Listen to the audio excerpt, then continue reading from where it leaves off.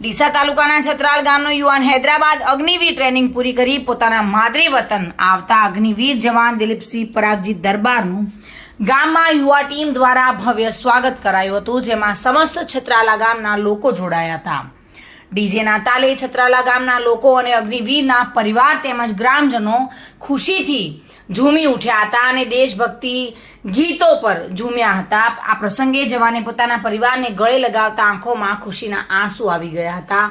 મિત્રો પણ લાગણીમાં ગળગળા થઈ ગયા હતા. આમ ગામના લોકોને જવાનને બિરદાવ્યો હતો અને ભારત માતા કી જય, જય જવાન વગેરે સૂત્રોચ્ચાર કરી છત્રાલા ગામમાં વાજતે ગાજતે ઘર સુધી શોભાયાત્રા નીકાળી હતી. ત્યારે અગ્નિવીર જવાનને ફૂલહાર અને તિલક કરી આરતી ઉતારી શુભેચ્છાઓ પાઠવી હતી. પ્રવીણ સોલંકી સાથે bureau report, today Gujarati news.